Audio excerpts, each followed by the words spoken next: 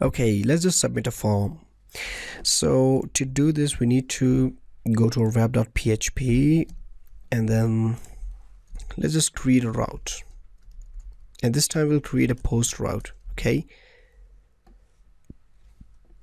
If I just go to my home controller, let me just get rid of request object from index method and make it clear. And if we just go to web and then, for example, contact, let me just create a form inside our index method, right?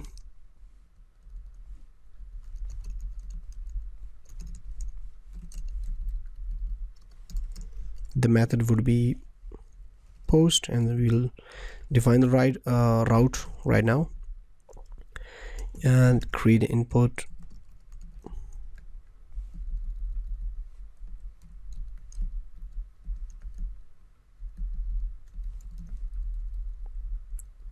Okay, input type of text, and the name would be, for example, name,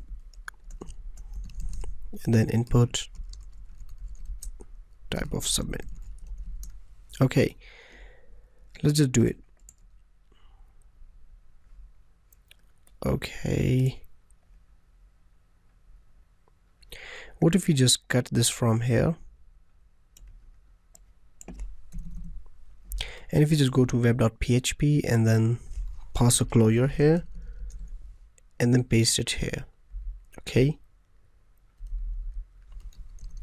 echo this.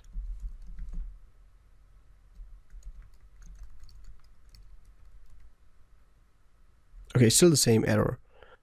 That's basically, we just have post route. Okay, let's just make this. Yeah, the post route's not complete. Okay, let's just visit contact page, and there we go. We just have a form. So let me just widget anything, no message. Okay, we'll just sort this error. Okay, now let's just create a route, new route. This time we will create, okay, now you can see this time we again created the contact route, and this is get and this is post here, right? Basically, when we call this contact inside our form, Laravel is pretty smart. It just understand he's just calling a post method from form, right? So don't worry, Laravel just understand if you're using the post, put, or patch method. So if we just say controller, and this time we'll call the store method, and if we just go to our controller and then create store method, and then again bind the request class, and if we just dump request. Okay, let me just write anything. Okay, you can see the page has expired due to inactivity. Please refresh and try again. This is very common error. And why this is basically, we are not protecting this form with CSRF. That's CSRF, basically cross-site request forgery, that will be discussed in our next series, but at the moment we just disable this. To do this, we just go to our app, HTTP, and then middleware, and then verify CSRF token. If we just open this and then we name our route, that's contact,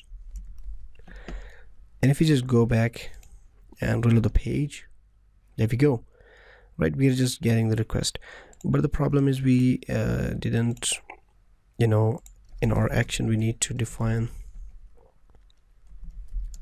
the route name. Let's go to web.php, and the name of the route for that is contact, right? So we just go to terminal and then say php artisan route list. Okay, you can see this is get the contact. Basically the URI is same, the contact and then contact, right? But this time the method is post here. Okay, then we have get and post, and when you submit a form, Laravel just understand is just posting he's just submitting a post request. And the name of the route, it does not have any the get method has no any name, and while the post has a name, that's contact. Okay, so we can just go to home, and then action route is contact. Okay, and we say request all,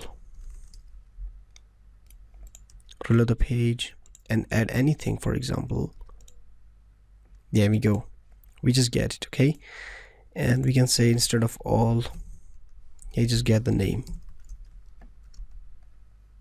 Okay, and we can also return it instead of die and dump, right? Nice and simple. This is basically just local introduction to form submission with the help of using controllers, and you just get the little idea of request object, right? So this was controllers, and you just you just get the idea of using routes and the post routes and naming the routes, right? Basically these are still the basic stuff. So we might start our views, starting views. What are views? Basically it's also part of our MVC.